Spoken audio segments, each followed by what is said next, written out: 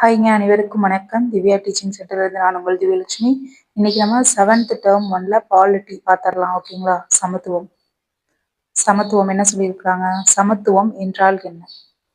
சமத்துவம் அப்படின்னா ஒரு தனி மனிதன் அல்லது ஒரு குழு வேறுபாடு காட்டி நடத்தாம இருக்கிறது தான், அல்லது சிறப்பாக பாதுகாக்கப்பட்ட இயல்புகளான இனம், பாலினம், இயலாமை, சமயம் அல்லது நம்பிக்கை, பாலியல் சார்ந்த போக்கு, வயது ஆகியவற்றின் அடிப்படையில் குறைவாக நடத்தப்படாமல் இருத்தல். எல்லாத்துலயும் ஈக்குவலான ஒரு இது கொடுங்கப்பா, மனுஷனுக்கு மனுஷன் எந்த விதமான வேரியேஷன் இல்லாம எல்லாத்தையும் சமமா நடத்துங்க அப்படிங்கிறது சமத்துவம்.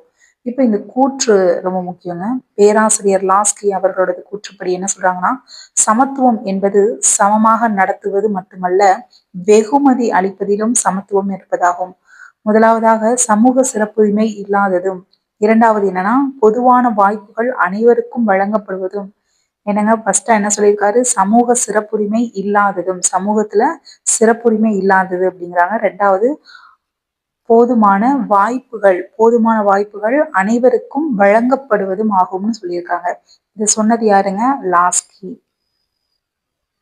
சமத்துவத்தின் முக்கியத்துவம் என்ன அப்படின்னு பாத்தீங்கன்னா, சமத்துவம் பல நூற்றாண்டுகளாக மனித சமூகத்தை ஊக்குவித்து, சமத்துவம் என்னங்க, பல நூற்றாண்டுகளாக மனித சமூகத்தை ஊக்குவித்து வழிநடத்திய ஆற்றல் வாய்ந்த நீதி மற்றும் அரசியல் கோட்பாடு. என்ன சொல்றாங்க? நீதி மற்றும் அரசியல் கோட்பாடு அப்படிங்கிறாங்க. சமத்துவம் என்ற கோட்பாடு மனித இனம் அதனுடைய சாதி, நிறம், பாலினம், இனம் அல்லது தேசியம் ஆகியவற்றை பொருட்படுத்தாமல் அனைத்து மனிதர்களும் சமமான மதிப்புள்ளவர்கள் அப்படிங்கக்கூடிய கோட்பாட்டை அறைகூவுகிறது. மக்களாட்சி கோட்பாடுகளான சுதந்திரம், சமத்துவம் ஆகியவையின் நீதியின் அடிப்படையில் நடைமுறைப்படுத்தப்படும் போது மட்டுமே பொருளுடையவையாக இருக்கும். என்ன சொல்றாங்க? மக்களாட்சியின் கோட்பாடுகளான சுதந்திரம், சமத்துவம் ஆகியவை நீதியின் அடிப்படையில் நடைமுறைப்படுத்தப்படும் போது மட்டுமே பொருளுடையவைகளாக இருக்கும் அப்படிங்கிறாங்க. சரிங்களா? இப்ப சமத்துவத்தின் வகைகள் என்னென்ன இருக்கு அப்படின்னு பாத்தீங்கன்னா, சமூக சமத்துவம். இதுங்க என்னென்ன இருக்குன்னு பார்த்தலாம். ஃபர்ஸ்ட் சமூக சமத்துவம், குடிமை சமத்துவம், அரசியல் சமத்துவம், பாலின சமத்துவம். அவ்வளவுதான், இதெல்லாம் கொடுத்துருக்காங்க. இது எதன் அடிப்படையில் அதை சொல்ல வர்றாங்கன்னு பார்த்தரலாம்.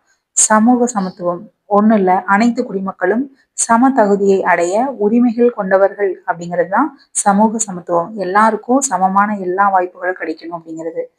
சமூகத்தில் சாதி, சமய கொள்கை, நிறம் மற்றும் இனம் ஆகியவற்றின் அடிப்படையில் பாகுபாடு இருத்தல் கூடாது. எது இதுலங்க இருத்தல் கூடாது?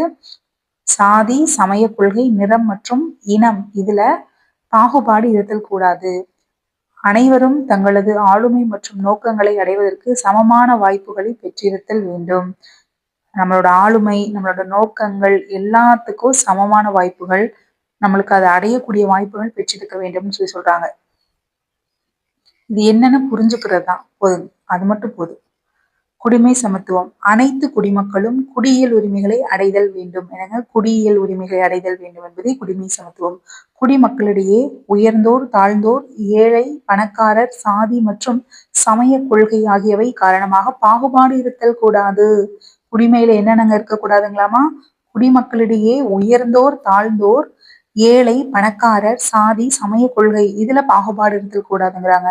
சமத்துவ உரிமைகள் அனைவருக்கும் கிடைக்க செய்வதோடு எந்த உரிமையும் எவருக்கும் மறுக்கப்படுதல் கூடாது. சரிங்களா? எல்லாருக்கும் எல்லாம் கிடைக்கணும், அதான் மறுபடியும் சொல்லியிருப்பாங்க. அவ்வளவுதான். இப்போ இது ரொம்ப ரொம்ப இம்பார்ட்டன்ட் பார்த்துக்கோங்க. என்னன்னா, இங்கிலாந்தில் சட்டத்தின் ஆட்சி என்ற கோட்பாடு உள்ளது. எங்கங்க? இங்கிலாந்துல. அங்கு சட்டத்தின் பார்வையில் அனைவரும் சமம் என்பதோடு அது அனைவரையும் சமமாக நடத்துகிறது. இந்தியாவிலும் அதை போலவே சட்டத்தின் ஆட்சி கோட்பாடு பின்பற்றப்படுகிறது அப்படிங்கிறாங்க. சட்டத்தின் ஆட்சி கோட்பாடு பின்பற்றப்படுகிறது. ஓகேங்களா? அப்போ இந்த பேராகிராஃப் பார்த்துக்கோங்க. இந்த இங்கிலாந்துங்கிறது ரொம்ப முக்கியம்.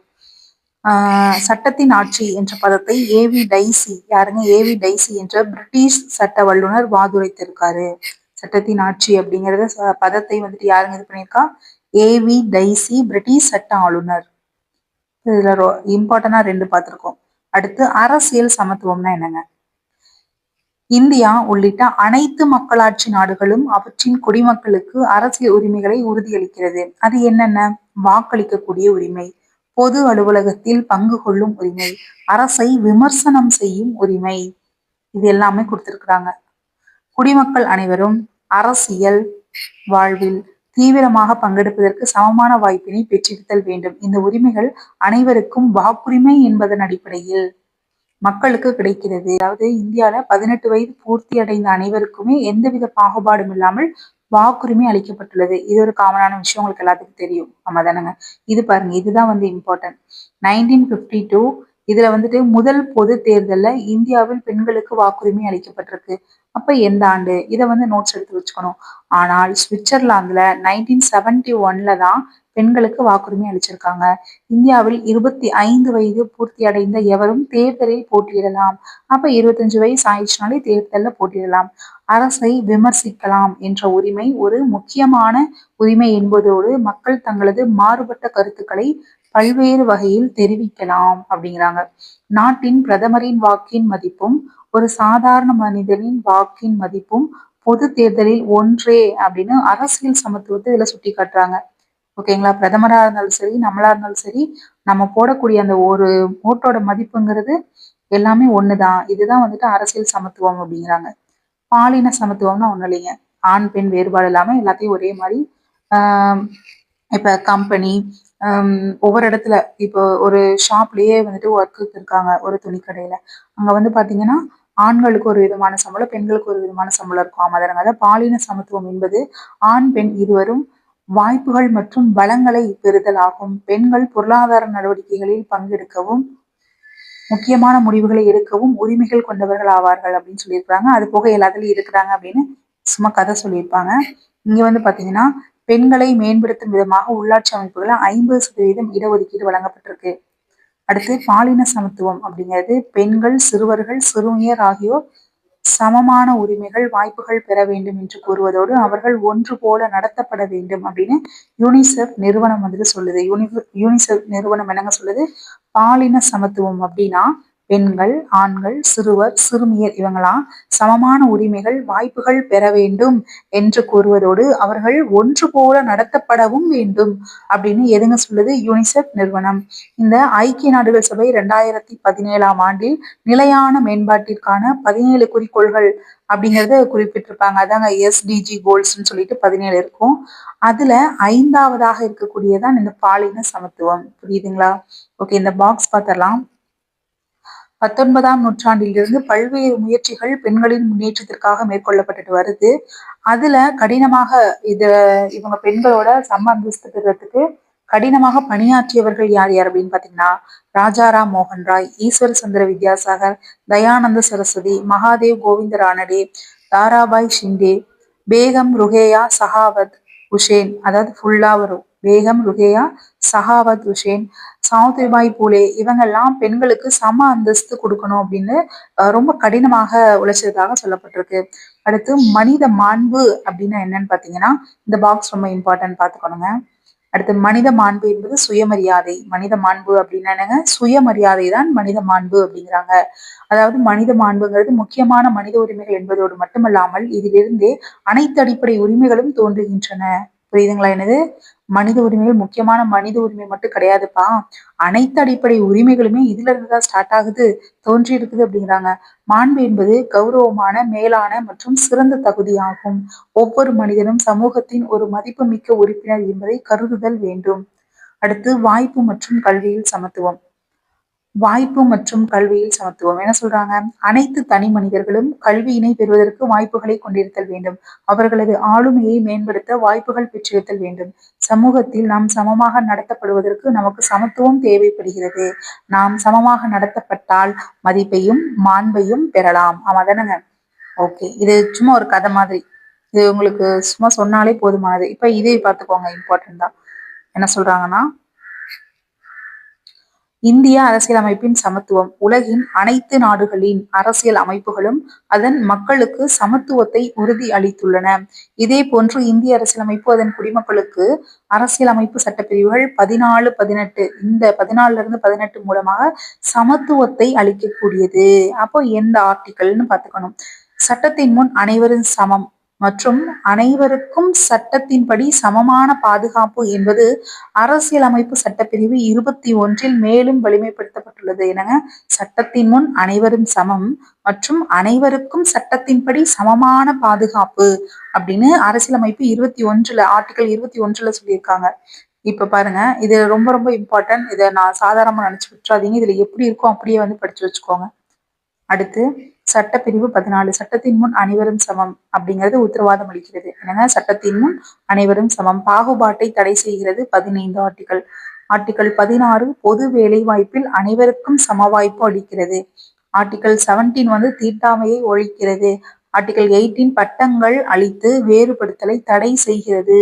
புரியுதுங்களா? அடுத்து இதுல என்ன இருக்குன்னு படிச்சிடலாம்.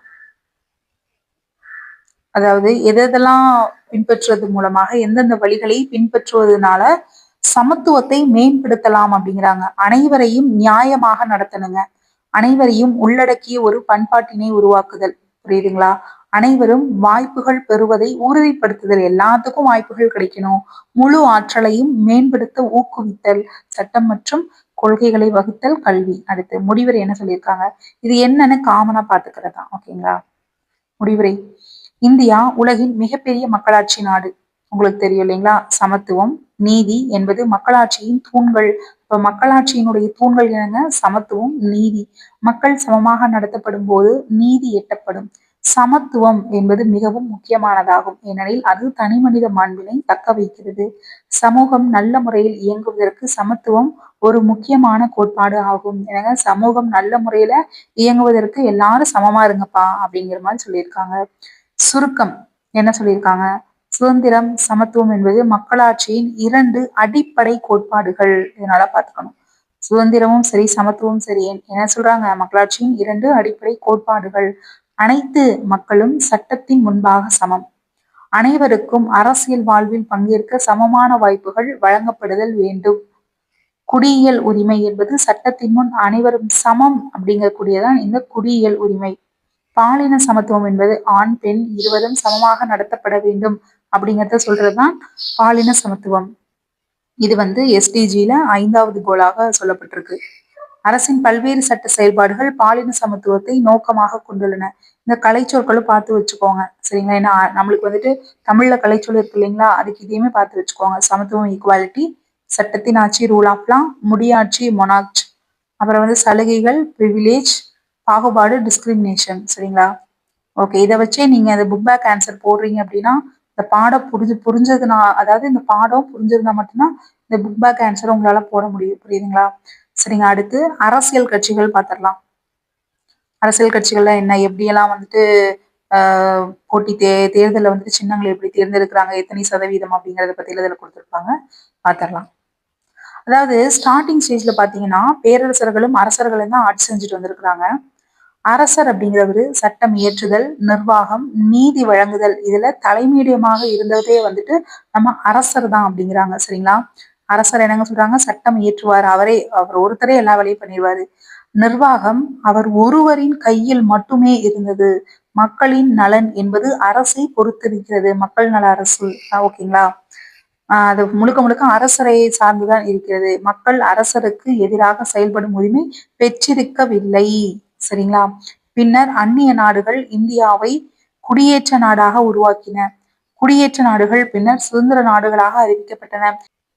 இந்தியா 1950ஆம் ஆண்டு மக்களாட்சி நாடானது அப்படின்னு கொடுத்திருக்காங்க. துடிப்பான ஒரு மக்களாட்சி நாட்டிற்கு ஒரு வலிமையான அரசியல் கட்சி அவசியமான ஒன்று. கட்சி முறை அப்படிங்கிறது நவீன கால தோன்றல்ங்கிறாங்க. என்னங்க, கட்சி முறை என்பது நவீன கால தோன்றல்.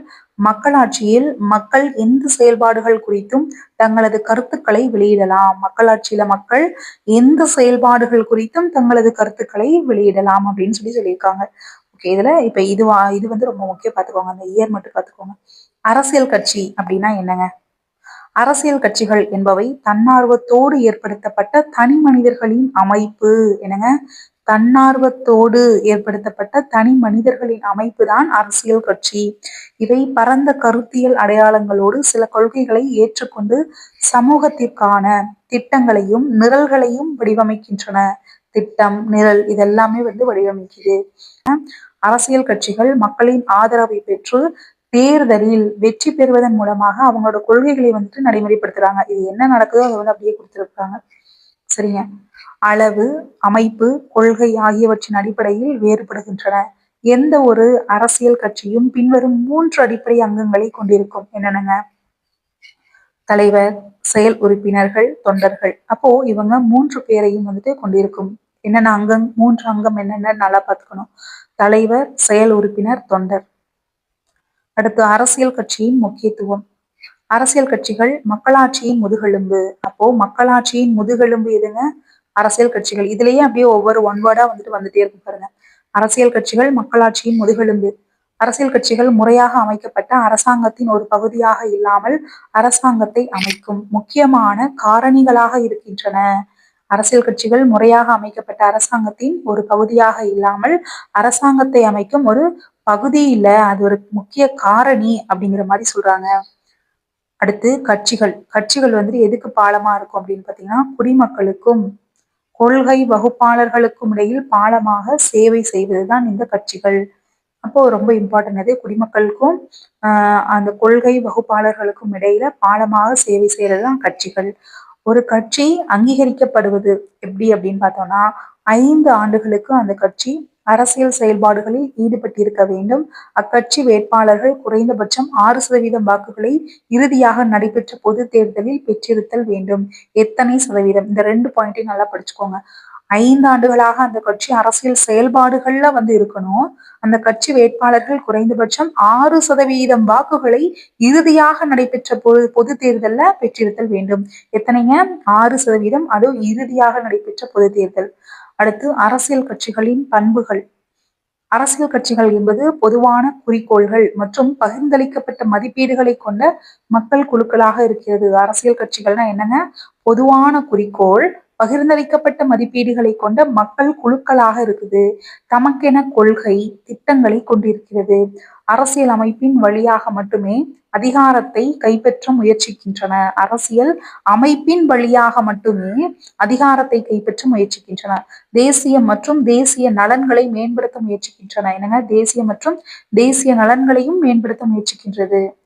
அடுத்து இது என்னென்ன அவங்களோட பண்புகள் என்ன அப்படிங்கறத ஜஸ்ட் சும்மா ஓரலா தெரிஞ்சுக்கணும். கட்சியின் தேர்தல் அறிக்கை.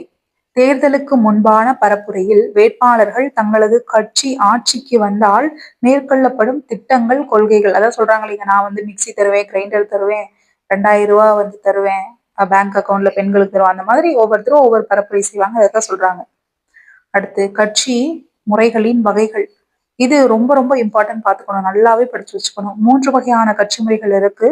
ஒரு கட்சி முறை, ஒரு அரசியல் கட்சி மட்டும் அதாவது ஒரு அரசியல் கட்சி மட்டும் அரசாங்கத்தை ஏற்படுத்தும் உரிமையை கொண்டிருக்கும். ஒரே ஒரு அரசியல் கட்சி தான் இருக்கும். அவங்க மட்டும்தான் ஃபுல்லா அந்த அரசாங்கத்தையே நிர்வகிப்பாங்க. இது இந்த முறை பொது உடைமை நாடுகளான சீனா, வடகொரியா, கியூபா இந்த நாடுகள்ல நடைமுறையில இருக்கு. அப்போ ஒரே ஒரு அரசாங்கம், அந்த அரசாங்கத்தை ஃபுல்லா அந்த ஒரு கட்சி தான் ஆட்சி பண்ணும். என்னென்னு பாத்துக்கோங்க. சீனா, வடகொரியா, கியூபா. சீனா, வடகொரியா, கியூபா. இது மனப்பாடம் பண்ணி வச்சுக்கோங்க. இதெல்லாம் ப்ரீவியஸ் கொஸ்டின்ங்க. சீனா, வடகொரியா, கியூபா. கியூபாக்கு கே வருமா, கியூ வருமா? கியூ தான் வரும். CV Q. ஓகே. இது எப்படி எல்லாம் நடக்குது அப்படிங்கிறது இது உங்களுக்கு நார்மலாவே தெரிஞ்ச விஷயம்தான். வழங்குதல், நேர்மையான எதிர்ப்பு, பொறுப்புடைமை, ஸ்திரத்தன்மை வழங்குதல். ஓகேங்களா? அடுத்து பரிந்துரைத்தல். தேர்ந்தெடுக்கப்பட்ட அலுவலகத்திற்கு தனிநபரை பரிந்துரைத்தல், ஏற்பாடு செய்தல் அப்படின்னு என்னன்னா, அரசியல் பிரச்சாரம், பேரணி நடத்துறது, அப்புறம் தேர்தலில் வெற்றி பெற தேர்தல் அறிக்கைகளை வெளியிடுறது, இது எல்லாமே. அப்போ இது என்னென்னு பாத்துக்கோங்க. ஃபர்ஸ்ட் வழங்கக்கூடியது. வழங்குதல் ஃபர்ஸ்ட் வழங்குதல்ங்க. அப்புறம் பரிந்துரைத்தல், ஏற்பாடு செய்தல். வழங்குதல், பரிந்துரைத்தல், ஏற்பாடு செய்தல், ஊக்குவித்தல், ஒருங்கிணைத்தல், ஆட்சி அமைத்தல். அப்ப இந்த பாயிண்ட் லைனா பாத்துக்கோங்க. வழங்குதல், பரிந்துரைத்தல், ஏற்பாடு செய்தல், ஊக்குவித்தல், ஒருங்கிணைத்தல், ஆட்சி அமைத்தல். அடுத்து இருகட்சி முறை. இதுவுமே ரொம்ப இம்பார்ட்டன்ட் தான். சரிங்க. இம்முறையில் 2 கட்சிகள் அதிகாரத்தை கொண்டிருக்கும். ஒன்னு ஆளுங்கட்சி, இன்னொன்னு எதிர்கட்சி. உங்களுக்கு தெரியும். இருகட்சி முறை. பிரிட்டன் தொழிலாளர் கட்சி மற்றும் பழமைவாத கட்சி பிரிட்டன்ல இருக்குதுங்களாமா. அமெரிக்க ஐக்கிய நாடுகள்ல என்னென்ன? குடியரசுக் கட்சி மற்றும் ஜனநாயக கட்சி. அப்போ இங்க எந்த நாடு அப்படிங்கிறதும் அதுக்குள்ள என்ன ஆளும் கட்சி எதிர்கட்சி இருக்குங்கிறதையும் தெரிஞ்சு வச்சுக்கோங்க. பிரிட்டன்ல என்னங்க வரும்? தொழிலாளர் கட்சி மற்றும் பழமைவாத கட்சி. இந்த அமெரிக்க ஐக்கிய நாட்டுல என்னங்க குடியரசுக் கட்சி மற்றும் ஜனநாயக கட்சி. பல கட்சி முறைனா நம்ம இந்தியா தான். சரிங்களா? இந்தியா. அதாவது 3 இல்லைன்னா 3க்கு மேல இருக்கும். இதுல வந்துட்டு எது நாடு? India, France, Sweden, Norway. India, France, Sweden, Norway. சரிங்களா? அடுத்து இந்தியாவில் அரசியல் கட்சி முறை. கூட்டாட்சி அமைப்பினை பின்பற்றும் நாடுகளில் இருவகையான கட்சிகள் காணப்படுகின்றன. இருவகையான கட்சிகள் கூட்டாட்சி இதுல இருக்குது. இந்தியாவில் கட்சி முறை 19ஆம் நூற்றாண்டின் பிற்பகுதியில தோன்றியது. இந்தியாவில் கட்சி முறை எப்பங்க? 19ஆம் நூற்றாண்டின் பிற்பகுதி. நல்லா கவனிக்கணும், பிற்பகுதி. இந்தியாவில் உலகின் அதிக எண்ணிக்கையிலான கட்சிகள் காணப்படுகின்றன. இந்தியாவில் கட்சிகள் 3 படிநிலைகள் அமைந்திருப்பதை நாம் காணலாம். தேசிய கட்சி, மாநில கட்சி, பதிவு செய்யப்பட்ட ஆனா அங்கீகரிக்கப்படாத கட்சி, சுயேட்சையானது அப்படிம்பாங்க. ஒவ்வொரு கட்சியும் தேர்தல் ஆணையத்தில் பதிவு செய்து கொள்ளுதல் வேண்டும். இப்ப இனிமே வர்றதெல்லாம் இம்பார்ட்டன்டா வரும். தேர்தல் ஆணையம் சட்டப்பூர்வ அமைப்பு. தேர்தல் ஆணையம் அப்படிங்கிறது என்னங்க? சட்டப்பூர்வ அமைப்பு. இந்திய தேர்தல் ஆணையம் தேர்தல்களை நடத்துவதற்கு அதிகாரம் கொண்ட ஒரு சுதந்திரமான சட்டப்படியான அமைப்பு ஆகும். இதன் தலைமையிடம் நியூ டெல்லியில இருக்கு, புதுடெல்லியில இருக்கு. அப்போ இது ரொம்ப ரொம்ப இம்பார்ட்டன்ட். இது வந்து என்னங்க? சுதந்திரமான சட்டப்படியான அமைப்பு. இதோட தலைமையிடம் நியூ டெல்லியில இருக்கு. இப்போ இது பார்த்துக்கோங்க.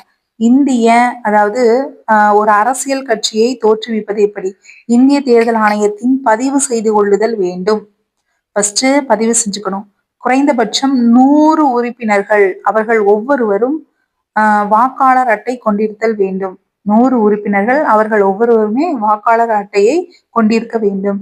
கட்சி அமைப்பு குறித்த ஆவணத்தை கொண்டிருத்தல் வேண்டும். அது 3ஐயுமே பார்த்து வச்சுக்கோங்க. சரிங்களா? கட்சிகள் அங்கீகரிக்கப்படுவதற்கான நிபந்தனைகள் என்னென்ன அப்படின்னு பார்த்தோம்னா, இந்தியாவில் அரசியல் கட்சிகள்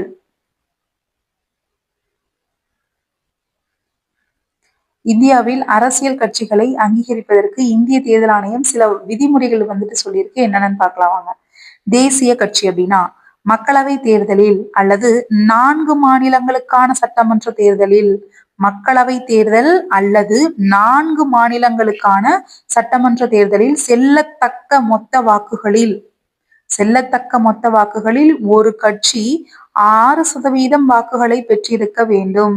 என்னங்க? மக்களவை தேர்தல் அப்படி இல்லைன்னா 4 ஸ்டேட்டுக்கு உண்டான சட்டமன்ற தேர்தல்ல செல்லத்தகுந்த மொத்த வாக்குகள்ல ஒரு கட்சி 6% வாக்குகளை பெற்றிருக்க வேண்டும். இரண்டாவது, 1 அல்லது 1ற்கும் மேற்பட்ட மாநிலங்களில் 4 மக்களவை தொகுதிகளில் வெற்றி பெற்றிருத்தல் வேண்டும். என்னங்க? 1 அப்படி இல்லை அப்படின்னா 1க்கும் மேற்பட்ட மாநிலங்களில் 4 மக்களவை, நல்லா கவனிக்கணும், மக்களவை இந்த தொகுதிகளில் வெற்றி பெற்றிருத்தல் வேண்டும். இறுதியாக நடைபெற்ற மக்களவை தேர்தலில் குறைந்தபட்சம் 3 மாநிலங்களில் 2% தொகுதிகளில் வெற்றி பெற்றிருத்தல் வேண்டும்.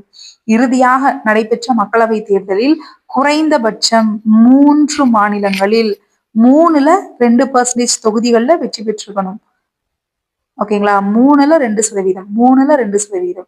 ஃபர்ஸ்ட் என்ன சொல்லியிருக்காங்க? மக்களவை தேர்தல் 4 மாநிலங்களுக்கான சட்டமன்ற தேர்தல்ல அதுவும் செல்லத்தக்க வாக்குகள்ல 6% வாக்குகளை வாங்கியிருக்கணும். செகண்ட் பாயிண்ட், 1 இல்லைன்னா 1க்கு மேற்பட்ட மாநிலங்கள்ல 4 மக்களவை தொகுதிகள்ல வெற்றி பெற்றிருக்கணும். மூன்றாவது என்னங்க சொல்றாங்க? இறுதியாக நடந்த மக்களவை தேர்தல்ல குறைந்தபட்சம் 3 ஸ்டேட்ல 2% தொகுதிகள்ல வெற்றி பெற்றிருக்கணும். இந்த மாதிரி 3 பாயிண்ட் சொல்லியிருக்காங்க. ரொம்ப ரொம்ப முக்கியம். அடுத்து பிராந்திய மாநில கட்சிகள். மாநில சட்டமன்ற பேரவைக்கான தேர்தலில் செல்லத்தக்க வாக்குகளில் குறைந்தபட்சம் 6% வாக்குகளை பெற்றிருக்க வேண்டும். இங்கேயும் அதேதான். என்ன, இங்க மக்களவை 4 ஸ்டேட்னு சொல்லியிருக்காங்க. இது அந்தந்த மாநிலத்துக்கு கொடுத்திருக்காங்க. சோ மாநில சட்டப்பேரவை. அடுத்து ஒவ்வொரு 25 தொகுதிகளுக்கும் ஒரு மக்களவை தொகுதி அல்லது சட்டப்பேரவை தேர்தலில் குறைந்தபட்சம் 2 தொகுதிகளில் வெற்றி பெற்றிருத்தல் வேண்டும்.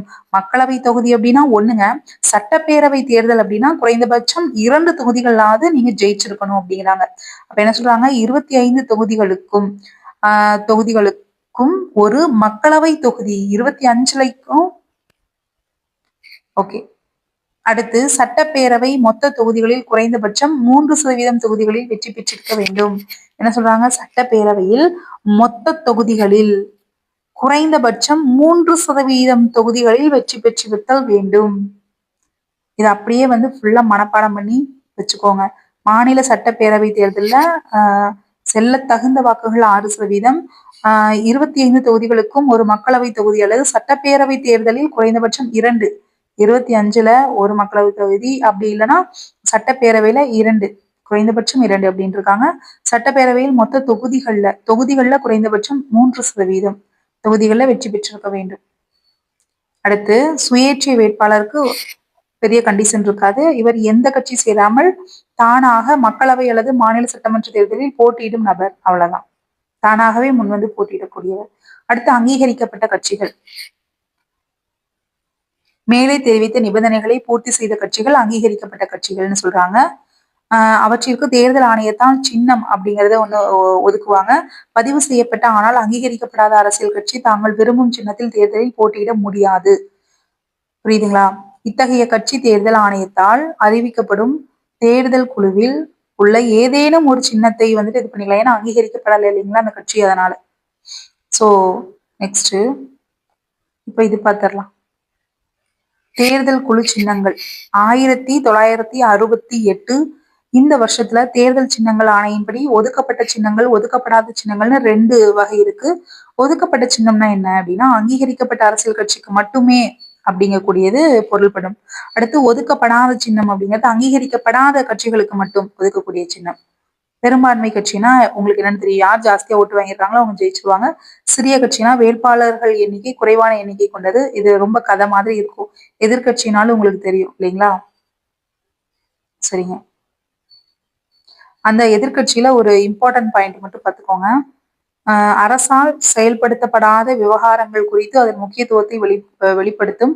அதாவது எதிர்கட்சி அரசின் தவறான கொள்கைகள் மற்றும் தோல்விகளை வெளிப்படுத்தும். இது உங்களுக்கு தெரியும், அன்றாடம் நடந்துகிட்டே இருக்கிறது. அரசால் செயல்படுத்தப்படாத விவகாரங்கள் குறித்து அதன் முக்கியத்துவத்தை வெளிப்படுத்தும். எதிர்கட்சி தலைவர் கேபினட் அமைச்சர் அந்தஸ்தை பெற்றிருப்பார். ஓகேங்களா? கேபினட் அமைச்சர் அந்தஸ்தை எதிர்கட்சி தலைவர் பெற்றிருப்பார். அப்ப இது இம்பார்ட்டன்ட். கூட்டணி அரசாங்கம் இதெல்லாம் தேவைகள் இப்ப என்ன நடக்குதுங்கிறது உங்களுக்கு தெரியும். அடுத்து தேர்தல் சின்னங்கள் மற்றும் அவற்றின் முக்கியத்துவம். இதுமே கதையாதான் இருக்கும், ஆனாலும் இதுல ஒரு இம்பார்ட்டன்ட் வரும், பாத்திரலாம்.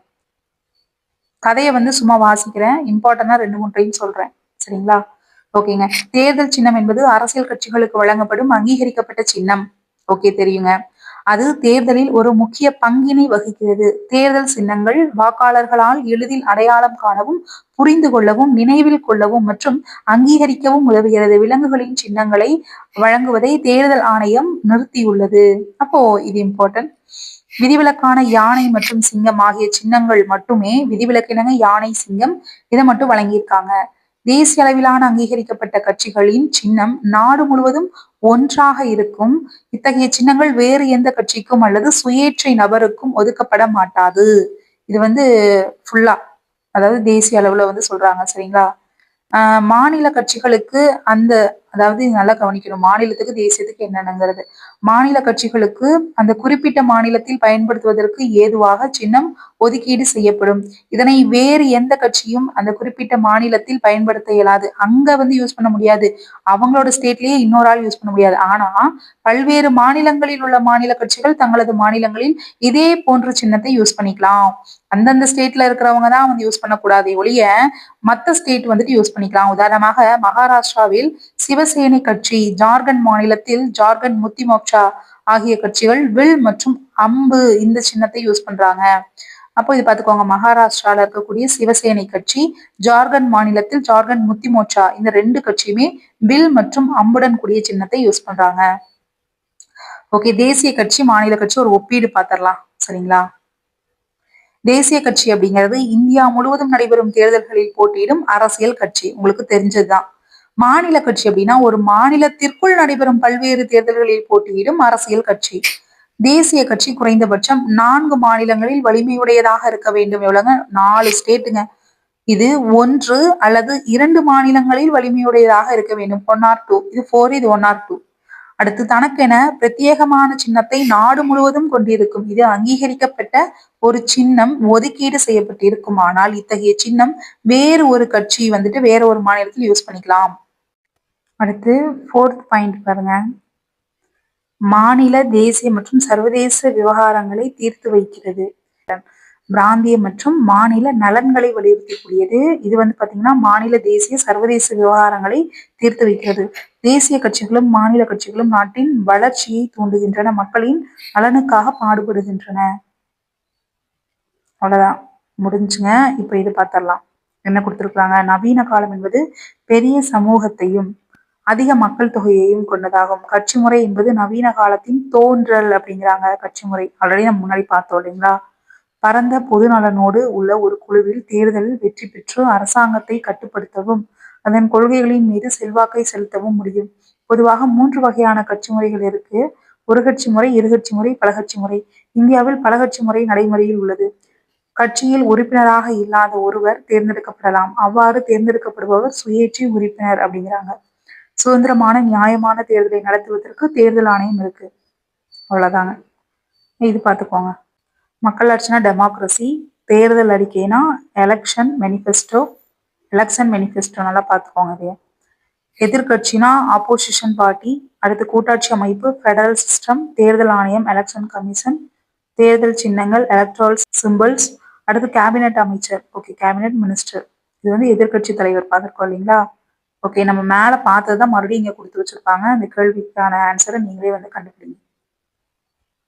ஓகேங்களா? மறுபடியும் இதுக்கான ஆன்சரை வேற ஒரு சேனல்ல போய் தேடிட்டு இருக்காம நீங்களே கண்டுபிடிங்க. நீங்க தான் எக்ஸாம்ல போய் வந்து கொஸ்டின் வந்து ஆன்சர் பண்ண போறீங்க. அதனால நீங்களே கண்டுபிடிச்சு போடணும். புரியுதுங்களா? சரிங்க, எல்லாரும் நல்லா படிங்க. நன்றி, வணக்கம். நெக்ஸ்ட் செகண்ட் டேர்ம் வந்துட்டு அப்டேட் பண்றேன். ஓகேங்களா? பாய்ங்க.